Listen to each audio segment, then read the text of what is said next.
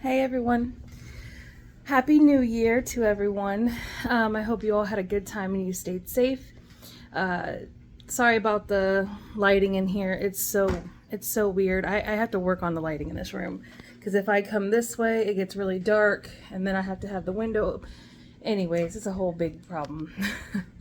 So today we're gonna reflect on 2022 and how that year went for me and my family, and talk about what we're hoping will come in 2023, or just not resolutions, because I don't like resolutions, because in all honesty, sometimes life just throws you things that you mentally have to deal with, and you put your resolutions or things that you wanted to do aside and then honestly forget about them for the rest of the year. At least that's been my issue the past couple of years. Last year, I think I made resolutions of losing more weight and doing better financially. We did better financially part, but not the weight problem. So I don't really care to really lose weight right now. I'm not really worried about it, but if it happens, it happens. In a previous video, I talked about how much weight I have lost. I think it was 2020 when I lost the bulk of my weight, or 2021. I don't know. The years are blurring together. But I went from 297, that was my highest, and I promised myself I wouldn't get any higher than that. I started freaking out whenever I saw how heavy I had gotten. I didn't even realize it. Well, I did realize it, but I guess I just didn't want to weigh myself, like living in denial type thing. Yeah, some of us do that. Uh, so I had noticed that I was definitely jumping up to size 24 in jeans and in clothes, and I was just like, no, I'm not happy with myself. I wasn't upset about myself. I wasn't self-conscious or anything like that. None of that bothered me. It was more of, wow, I went up a whole size. What is going on? And I realized I was like, I've really been eating a lot. I guess I was going through, through the pandemic and all that stuff. I was going through some depression stuff, and I was really starting to pack on the pounds. But anyways, when I saw the numbers, though, I was like, oh, no, girl, you are not going to hit 300. So I immediately was like, okay, I'm getting rid of sodas. And sure enough, I did. I went from drinking probably 4 to 6 sodas a day to quitting literally. I went down to I think 2 or 3 sodas a day. And then, it caused my anxiety to go through the roof. I really went through some mental stuff whenever I stopped drinking soda. If you've ever drank a lot of soda, every day of your life, and then all of a sudden just stop, if you didn't go through any kind of withdrawals, I'm so proud of you. Because I went through the withdrawals really bad. And I did not do good for months. Months. So I am happy to say that I am officially Coke free, Coca-Cola free. I have not had a soda. I will drink Sprite here and there, mainly when I feel like I need a burp. I know that kind of sounds stupid, but the bubblies just make me burp because I don't ever drink them. So, or if I have a very upset stomach, I'll drink a ginger ale. That usually will help me. Or if I'm feeling really nauseated, I'll drink some of a ginger ale, and I don't even drink the whole thing. I'll literally have a few sips and I'll immediately be done with it. So if cutting back on Coca-Cola or whatever has been something that you wanted to do, just know that it is hard, and I understand where you're coming from, but honestly, it's one of the best things I've ever done, and you save so much money by not buying soda anymore. But anyways, so off of that subject, 2022,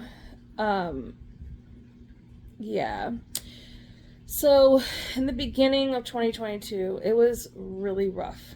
like really, really rough for me mentally, because I'm gonna get really vulnerable. So if I happen to get teary-eyed, I'm sorry, but I highly doubt if I will. I'll be okay.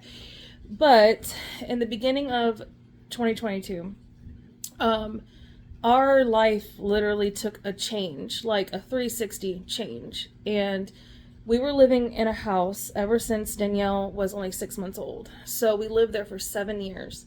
And we never were late on rent. We were really good tenants. Like we never did anything wrong. We always took care of whatever we were supposed to take care of. Like we never called and complained unless it had something to do with like something serious, like the AC or something. You know, we took care of everything. Never late on rent, nothing. And all of a sudden, around February time, it was time to re-sign a lease.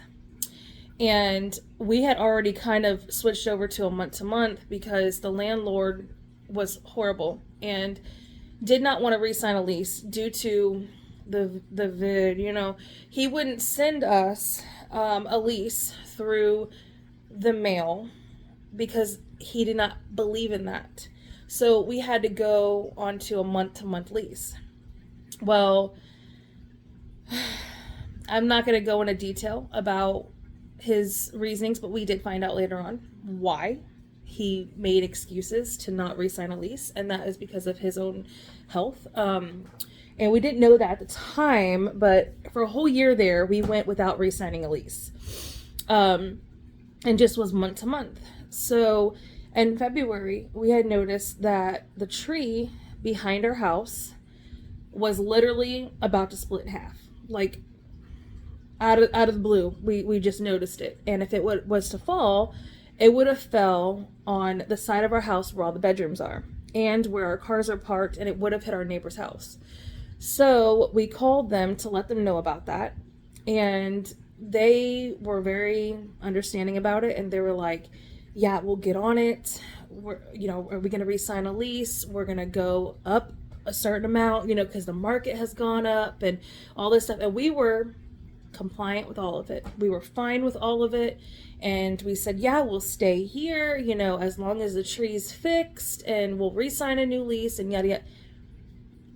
The next day, the wife calls us and is completely different the next day. I don't know what happened between the conversation, the prior day to this day, but something must have happened because she took a 360 and all of a sudden we're not re-signing a lease, we're not paying we're gonna sell the house, we cannot do this, and we just don't want the property anymore. I mean, completely did a 360 and was very mean and very rude, like instantly. And we didn't know why. We're like, what? And then like a day or two after that, they were like, well, we're putting a lock on the door and you guys are gonna need to leave whenever people come to look at the house. And what? What? We have until February 28th to be here because we already paid February's rent. So what do you mean people are going to be coming into our home when our stuff is here? So there was a big argument. That at that point I couldn't be nice anymore either, because I was trying to be calm and collected and, understanding and everything. But when you threaten to have other people come in our home when our stuff is here, didn't sit right with us. So in February, we literally had like 7 days to get out of our house. It was super fast. Thank the Lord that I checked Zillow that day, literally that day that she said that she was going to put a lock on our house and do whatever.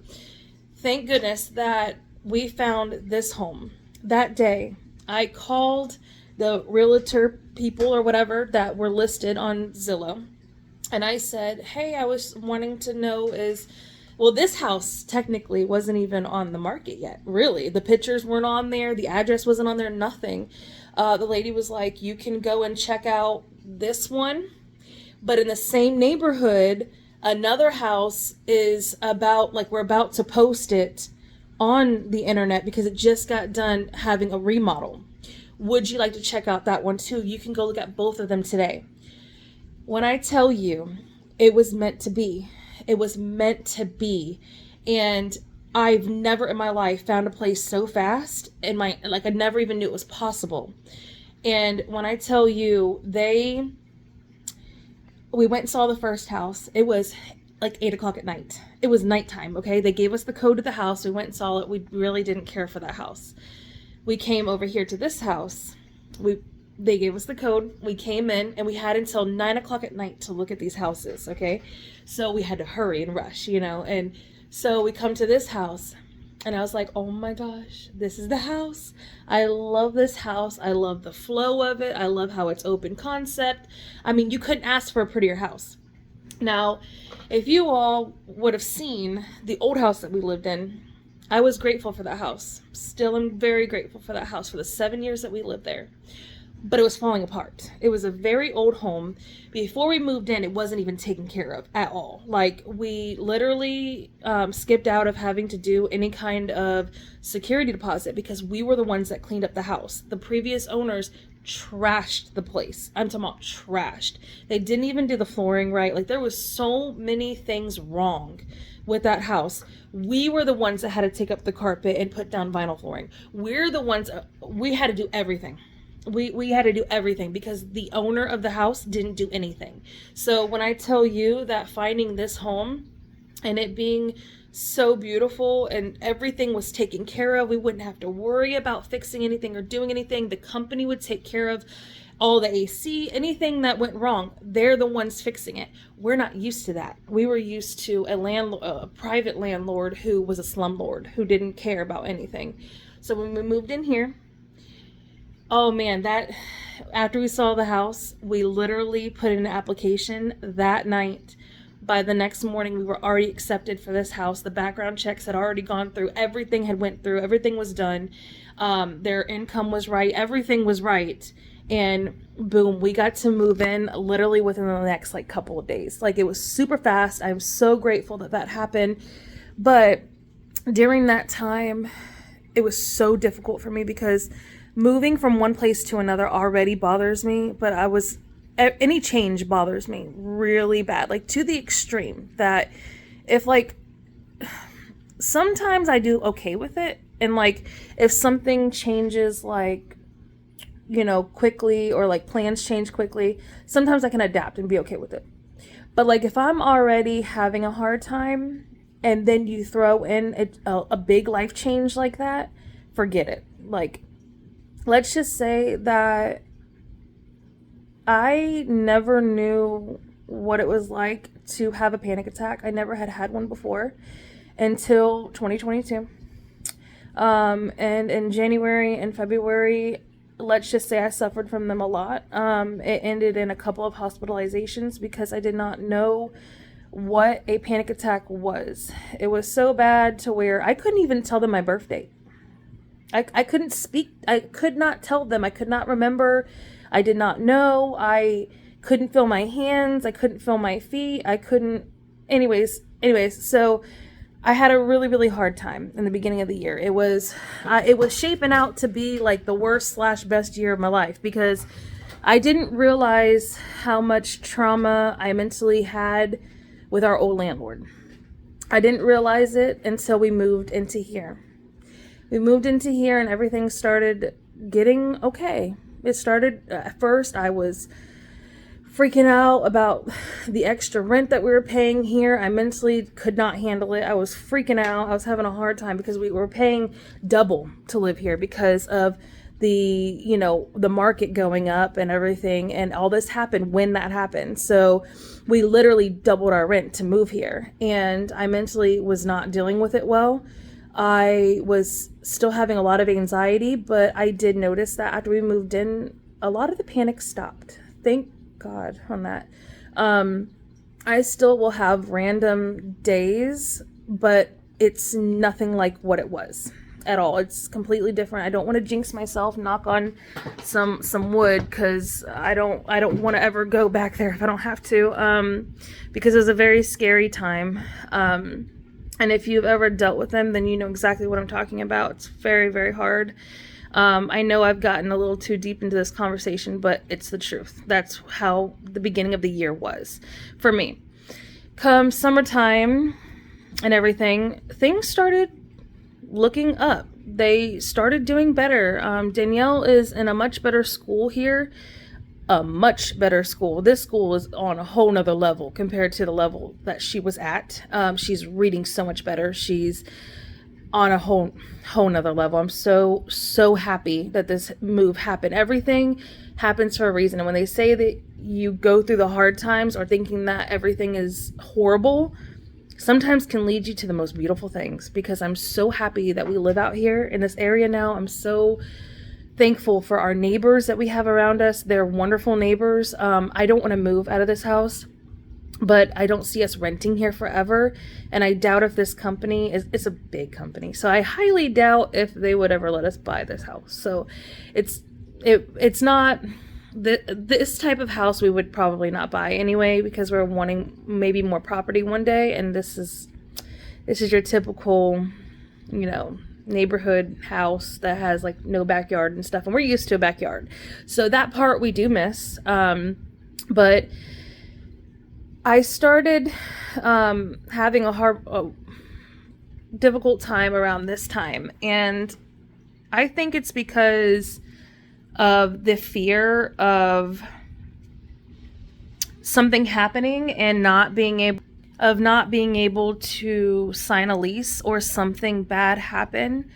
I noticed that even every time that I had to call the landlord for like something like the AC, because we did have issues around the summertime with the AC, but it's fine. It was not even the AC's problem. It was some kind of like fluid sensor or something. I don't know, whatever.